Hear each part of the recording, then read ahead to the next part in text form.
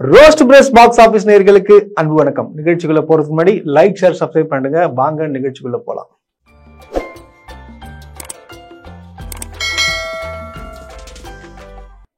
விடாமுயற்சி, அதாவது social media திறந்தாலே நெகட்டிவ் ப்ரமோஷன் ஜாஸ்தியா இருக்கு.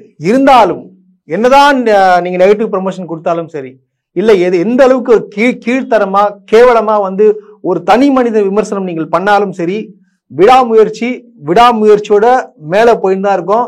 பாருங்க, இப்போ வரைக்கும், அதாவது இன்னையோட பாத்தீங்கன்னா டேட், கலெக்ஷன் டேட் என்னன்னு பாத்தீங்கன்னா 200 கோடி அபிஷியலா அனௌன்ஸ்மெண்ட் பண்ணிருக்காங்க.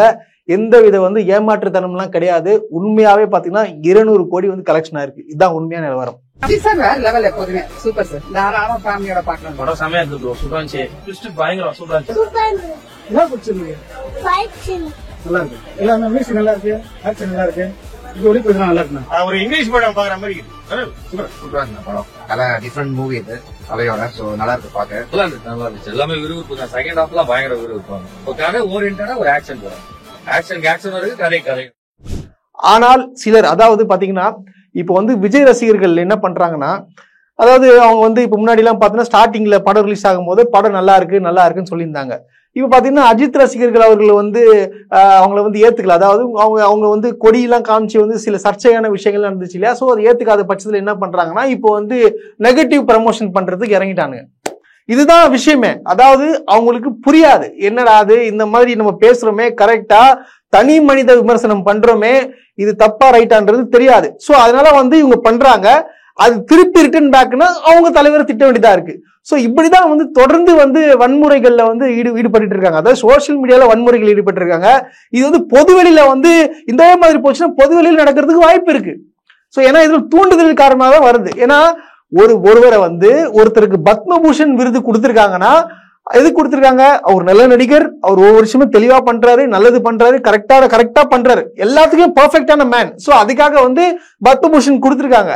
அதுக்கு உங்களுக்கு கொடுக்கலன்னா நீங்க தான் போய் கேட்கணும். அதை விட்டு இவருக்கு ஏன் கொடுத்தீங்க, இவருக்கு தகுதி இல்லாதவர், அது இல்லாத சொல்றதுக்கு நீங்க யாரு இல்லையா?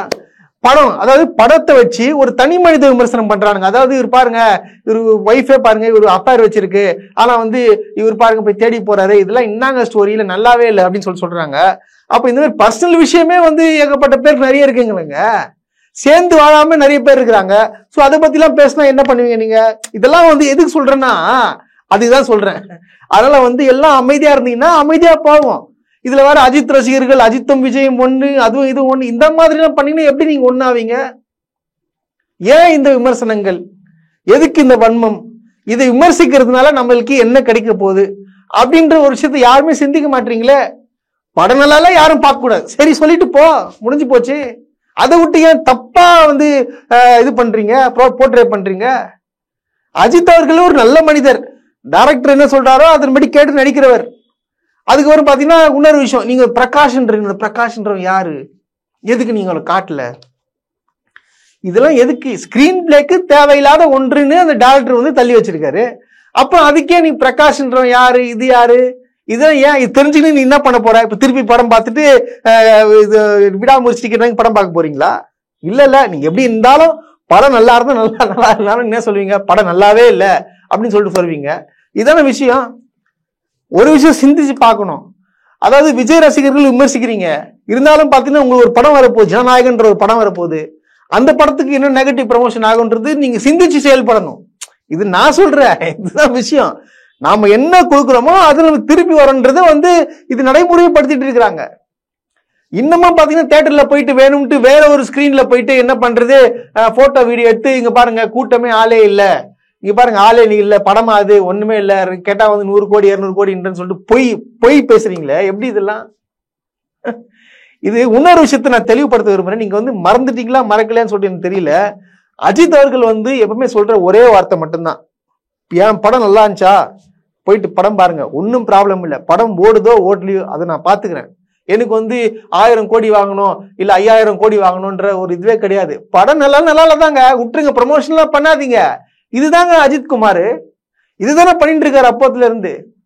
ஒரு ரசிகர் மன்றமே வேண்டாம்னு சொல்லிட்டு கலைச்சிட்டு போனவருங்க, வேற யாருன்னா கலைச்சிட்டு போவாங்களா? அதை வச்சு ஓட்டா மாத்திரவங்க நிறைய பேர் இருக்கிறாங்க. பட் ஆனா அவர் இப்படி இல்ல. நீங்க உங்க வாழ்க்கையை பாருங்க, நீங்க உங்களுக்கு என்ன தோணுதோ அதை நீங்க பண்ணுங்க, உங்க குடும்பத்தை பாருங்க. இதை மட்டும் தான் சொல்றாரு. யாருங்க வந்து ரசிகர் மன்றத்தை கலைக்க சொல்லுவா? இருந்தாலும் பாருங்க, ஏகப்பட்ட பேர் அந்த டைம்ல சொன்னா இந்த மாதிரி ரசிகர் மன்றத்தை வந்து நீங்க கலைச்சிட்டீங்க, அவ்வளவுதான், நீங்க மார்க்கெட் அவுட்னா. மார்க்கெட் அவுட் ஆச்சா? இருக்கிறதுலயே வந்து அதிகமான ரசிகர்கள் கொண்டவர் அஜித்குமார் அவர்கள் தானே. விடாமுயற்சின்ற பேரு ஒரிஜினலாவே வந்து யாருக்கு வரணும்னு பார்த்தோம்னா அஜித்குமார் அவர்கள் மட்டும்தான். விடாமுயற்சியோட ஒவ்வொரு செயல்பட்டு பண்ணிட்டு இருக்காரு. ஆனா வந்து சிலர் வந்து ரொம்ப விஷமத்தன்மத்தோட வந்து நடந்துக்கிறது ரொம்ப ரொம்ப லுச்சாத்தனமா இருக்கு. அதான் உண்மை, கேவலமா இருக்கு, சிறுபிள்ளைத்தனமா இருக்கு. உன்னை வந்து வளரதான் அர்த்தம். நாம இந்த டைம்ல என்ன பண்ணணும்? அதாவது உண்மையாவே ஒரு அரசியல் நீ சார்ந்தவங்க என்ன பண்ணணும்? எல்லாரும் ஒன்னா இருக்கணும், நம்ம யாருக்கும் சண்டை போட்டுக்க கூடாது, எல்லார்ட்டையும் அன்பா பழகணும், அன்பா பேசணும். அதாவது ஒருமையில பேசாம வந்து மதிச்சு பேசணும். சோ அதுதான் ஒரு அரசியல். இப்போ ரசிகர் மன்றத்துல இருந்து இப்போ வந்து தாவேகா நிர்வாகிகள் ஆகிறீங்கன்னா நீங்க எப்படி இருக்கணும்? நம்ம கரெக்டா இருக்கணும். கரெக்டா இருந்தா நம்மளை பார்ப்பான், மத்தவங்க பார்ப்பான். சரி, நமக்கு கரெக்டான ஆளுங்க இவங்க தான் எல்லாமே செயல்பட கொண்டு வருவாங்க, இவங்க நம்பிக்கை வரும்ன்றது எல்லாம் பண்ண ஓட்டு கூட போடுவாங்கன்னு சொல்லுவாங்க. ஆனா இந்த மாதிரியான ஒரு விஷயத்துல எல்லாம் பண்ணியிருந்தீங்கன்னா எப்படி அது மதிப்பாங்க உங்களை? நான் மீண்டும் சொல்றேன், நீங்க பண்ற ஒவ்வொரு விஷயமும் பாத்தீங்கன்னா அது உங்களுக்கு வந்து ஒன்னும் ஆக போறது இல்லைங்க, உங்க தலைவருக்கு தான் கெட்ட பேர் ஆகும். அது நீங்க சிந்திச்சே பார்க்க மாட்டீங்க. அவர் சொல்லிட்டாரு, கடைசி படம் நடிக்க போறேன், நான் மக்களுக்காக இறங்கி எலெக்ஷன்ல இறங்கி அரசியல்ல வர போறேன், மக்களுக்காக சேவை பண்ண போறேன்னு இறங்கிட்டாரு. இவர படம் வரப்போறது இல்ல. இவரு பாத்தீங்கன்னா அஜித் பாத்தீங்கன்னா ரொம்ப இப்ப கூட சொல்றேன், படத்தை விட அவருக்கு ரேசிங் தான் பிடிக்கும். சோ ரேசிங் போகாம இன்னும் படத்துல நடிக்கிறாருன்னா அது காரணம் யாருன்னா, இன்னும் இவர் நம்பி ரசிகர்கள் இருக்காங்க, நம்ம படத்துல நம்ம தியேட்டர்ல எப்போ பார்ப்போம்னு சொல்லிட்டு ஏங்கி ரசிகர்களுக்காக அவர் படம் நடிச்சுட்டு இருக்காரு. எனக்கு இந்த படம் வேணும் தொடர்ந்து 10 படத்துல சைன் பண்ணிலாம் பண்ணல. அவர் ஒவ்வொரு விஷயம் டீசெண்டா ஒரு எந்த அளவுக்கு ஒரு அதாவது ஜென்டில்மேன்னா அது அஜித்குமார் தாங்க. நான் இப்ப கூட மீண்டும் சொல்றேன். ஆனா வந்து எல்லாருமே இந்த மாதிரி ஒரு மோசமான விஷயத்த பரப்பும் போத இது எப்படி ஃபீல் ஆகும்? ஒரு நல்ல மனிதர் அவர் ஒரு விஷயத்த பாக்குறாருன்னா அவருக்கு எப்படி ஃபீல் ஆகும்? என்னடா அது, நம்ம என்ன பண்ணோம், நம்ம ஏன் இப்படி பண்றாங்கன்னு சொல்லிட்டு தோணுமா தோணாதான்? இதுதாங்க விஷயம். இப்ப அவங்க திருப்பி திட்டினாங்கன்னா உங்க தலைவருக்கு தோணுமா தோணாதா? இதெல்லாம் ஏன் அதுதான் சொல்றாங்க. அதுதான் அஜித் அவர்களும் சொன்னாரு, விஜய் வாழ்க அஜித் வாழ்க சொல்றீங்க, நீங்க எப்ப நீங்க வாழ போறீங்கன்னு கேக்குறாங்களே. சோ அது கரெக்டான கேள்விதானே அது. சோ அதன்படிதானே நீங்க பயணிக்கணும். ஏன் இந்த வன்முறைகள் இதெல்லாம் வேண்டாம். எல்லாரும் ஒன்னா இருந்து எல்லாரும் அவர் படத்தை பாருங்க, நீங்களும் அவர் படத்தை பாருங்க, திட்டிக்காதீங்க. இதுதான் சொல்றது எல்லாருமே. அதுக்கப்புறம் பாத்தீங்கன்னா இந்த 3 பேர் இருக்கிறானுங்களா, அந்த 3 குரங்குங்க, அந்த வலைப்பேச்சில பேசுவாங்க, அந்த குரங்குங்க என்ன சொல்றதுன்னு பாத்தீங்கன்னா, இப்போ வந்து விடாமுயற்சி வந்து இப்போ இதுவாக போயிடுச்சு, அதனால வந்து குட் பேட் அக்லிக்கும் வந்து பெரிய வந்து நஷ்டத்துல இருக்க போறாங்க, இந்த படமே சரியா ஓடல, இந்த படம் ஓடாது, நஷ்டத்துல இப்ப போறாங்கன்னு சொல்லிட்டு இப்ப தேவையில்லாத ஒரு வதந்திகளை வந்து கிரியேட் பண்ணி, அதாவது டேமேஜ், அதாவது என்ன பண்றாங்கன்னா ஒருத்தர் டேமேஜ் பண்ணாதான் வந்து அவங்களுக்கு வந்து பணம் கிடைக்குன்ற ஒரு இதனால வந்து பண்ணிட்டு இருக்காங்க. இதான் உண்மைங்க, ஃபேக்ட்டுங்க. இது என்ன, இது படமே ரிலீஸ் ஆகல, என்ன ஸ்டோரின்னு தெரியாது, எதுவுமே தெரியாது, படம் ரெடி ஆயிட்டு ரிலீஸ் தேதிக்கு கரெக்டா கொடுத்து ரெடியா நிக்குது. இவ்வளவு சீக்கிரம் வந்து இப்பவே நெகட்டிவிட்டி ஸ்ப்ரெட் பண்றீங்கன்னா எப்படி இது? அது என்ன வன்மம் உங்களுக்கு? இல்ல நான் ஓப்பனா கேட்கிறேன் அந்த 3 பேர்கிட்டயும், உங்களுக்கு அஜித்குமார் அவர்கள் மேல என்ன வன்மம்? இப்ப நீங்க என்ன கேட்டீங்கன்னா உங்களுக்கு யார் மேல வன்மம் கேட்டா நான் உண்மையை சொல்லுவேன், ஆமா இதாங்க விஷயம், இதான் தப்பு பண்றாரு, இதெல்லாம் பிடிக்கலன்னு சொல்லுவேன், நான் உண்மையை நேர்மையா பேசுறேன். ஆனா வந்து நீங்க சொல்லுவீங்களா உங்களுக்கு என்ன வன்மம் ஒரு மேல? எதுக்காக இன்னமும் வந்து ஒரு குறை சொல்லிட்டு இந்த மாதிரி பண்ணிட்டு இருக்கீங்கன்னு சொல்ல முடியுமா? முடியாது. இவங்க தான் சொல்றாங்க இவருக்கு பத்மபூஷன் கொடுத்தாங்க. நல்ல நடிகருக்கு கொடுக்கத்தாங்க செய்வாங்க. இதுக்குன்னா வந்து அரசியல கொண்டு வந்து நொட்டுறாங்க, நோய்தான் நினைக்கிறீங்க. அவர் நல்ல மனுஷன், அவர் நடிக்க தெரியும், அதனால கொடுத்துக்கிறாங்க. உங்களுக்கு என்ன அதுல? போய் கொடுத்தவங்களை போய் விமர்சிங்க, அதை விட்டு இவரை ஏன் விமர்சிச்சுட்டு இருக்கீங்க? நீங்க அந்த அவார்டு வாங்கி எவ்வளவு பெருமையோட சொன்ன ரசிகர்கள் நன்றி, இதை வந்து எங்க அப்பா பார்த்தா ரொம்ப சந்தோஷப்பட்டிருப்பாரு அந்த மனுஷன் சொல்றாரு, அதை விட்டு கிரிட்டிசைஸ் பண்ணிட்டு இருக்கீங்க நீங்க.